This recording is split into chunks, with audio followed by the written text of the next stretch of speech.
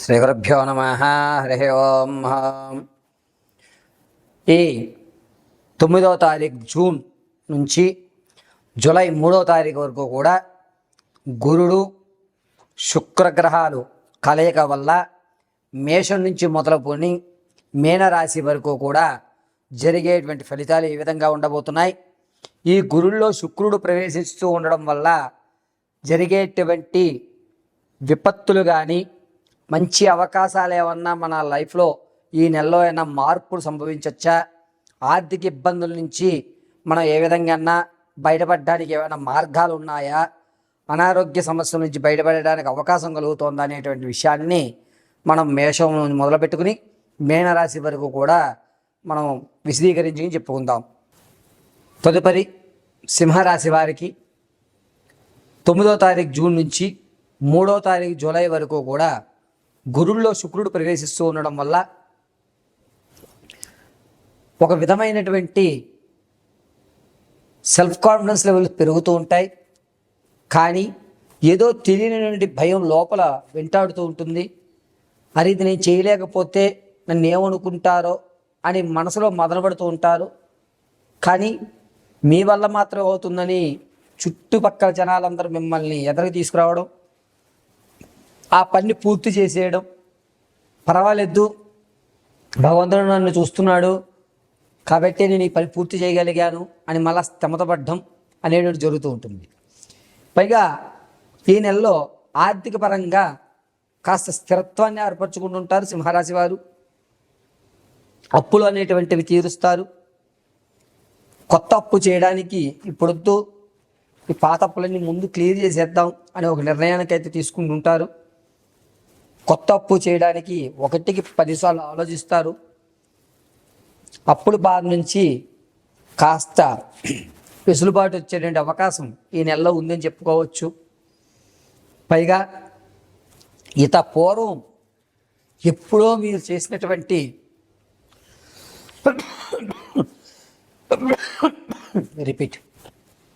పూర్వం ఎప్పుడో మీరు ఇచ్చినటువంటి దానమో లేకపోతే రుణమో ఏదైతే ఉందో అది మళ్ళా తిరిగి రావడం, ఆ రోజు మీరు ఇవ్వడం వల్ల మేము ఈరోజు ఇంత బాగున్నామని చెప్పి మీ ధనాన్ని మళ్ళీ మీకు ఇవ్వడం జరుగుతుంది. దానివల్ల అవసరమైన సమయంలో భగవంతుడి రూపంలో వచ్చాడని చెప్పి భావించుకోవడం, ఆ అప్పు నుంచి మీరు గణం నుంచి గట్టెక్కడం అనేది ఖచ్చితంగా ఈ నెల 18వ తారీఖు నుంచి 24 మధ్యలో జరుగుతుంది. సింహరాశి వారు ఈ నెలలో కాస్త సమన్వయం పాటిస్తూ ఉంటారు. విందు వినోదాలు ఎక్కువగా పాల్గొరు. ఏముందిలే నేను చూడండి విందులా నేను చేయనటువంటి ఈ ఎంజాయ్మెంటా అని చెప్పి కాస్త దూరంగానే ఉంటారు. భగవత్నామస్మరణ చేద్దాం, కాస్త భగవంతుడికి మన జీవితంలో కేటాయించుకోవాలని ఒక నిర్ణయం తీసుకోవడం ఖచ్చితంగా జరుగుతుంది. పూర్వం ఎప్పుడూ చూడనటువంటి లక్ష్మీ నరసింహస్వామి వారి దర్శనం చేయడం ఈ సింహరాశి వారు ఖచ్చితంగా ఈ నెలలో చేస్తారు.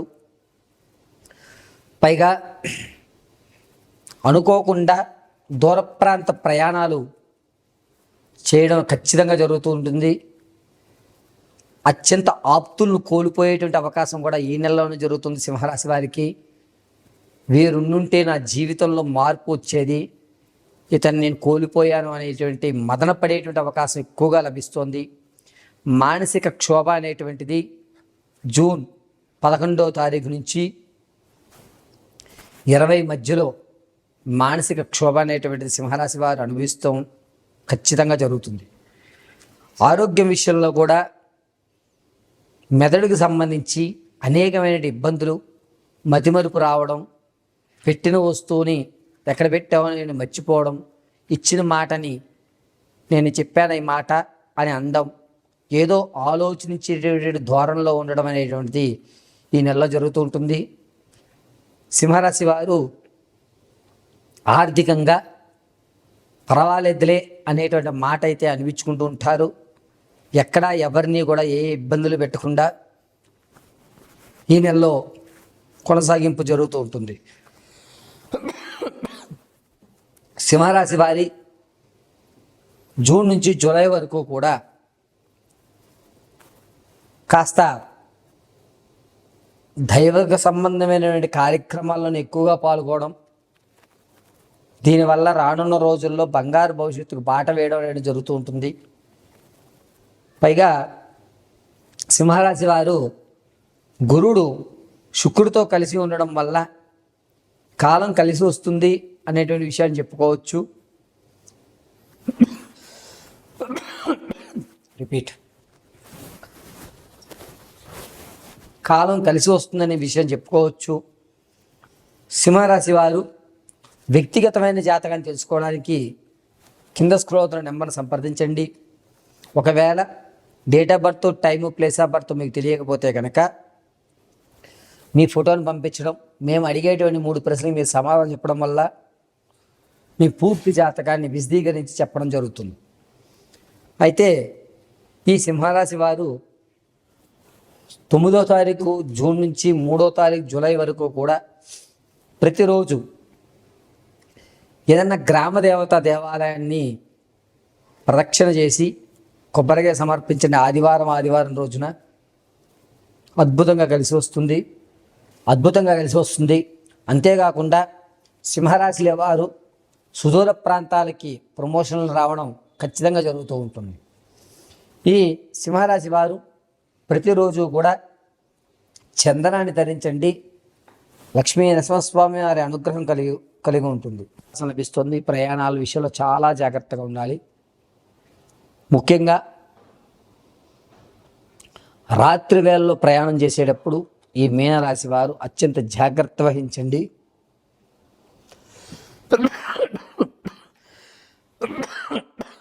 రిపీట్. అత్యంత జాగ్రత్త వహించండి. అంతేకాకుండా మీరు ఎక్కడికైనా వెళ్ళేటప్పుడు మీరు ఎక్కడికి వెళ్తున్నారనే విషయాన్ని మీ స్నేహితులకు కానీ బంధువులకు కానీ ఒక ఇన్ఫర్మేషన్ ఇవ్వడం చాలా మంచిది. ఈ మీనరాశి వారికి 27వ తారీఖు నుంచి 30వ తారీఖు వరకు కూడా గడ్డు సమయంగా చెప్పవచ్చు. ఈ సమయంలో కొంచెం జాగ్రత్త ఉండడం అత్యంత శుభసూచకం. ప్రతిరోజు కూడా భస్మంతో శివునికి అర్చన గావించండి. ఆ భస్మాన్ని అలా అడ్డంగా ధరించండి. ప్రతిరోజు శివపంచాక్షరి మహామంత్రాన్ని పఠించుకోవడం చాలా ఉత్తమమైన విషయం. మీనరాశి వారు వ్యక్తిగతమైన జాతకాన్ని తెలుసుకోవడానికి కింద స్క్రోల్ అవుతున్న నెంబర్ని సంప్రదించండి.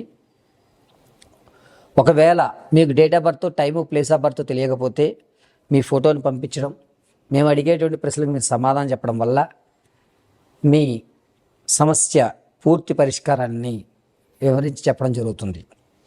అంతేకాకుండా ఎప్పుడూ కూడా రుద్రాక్షమాలను ధరించి ఉండండి. ఈశ్వర అనుగ్రహం కలుగుతూ ఉంటుంది. పైగా ఈ మీనరాశి వారు 9వ తారీఖు నుంచి 3వ తారీఖు వరకు కూడా విందు వినోదాలు ఎక్కువగా పాల్గొంటూ ఉంటారు. కాబట్టి ఆ సమయంలో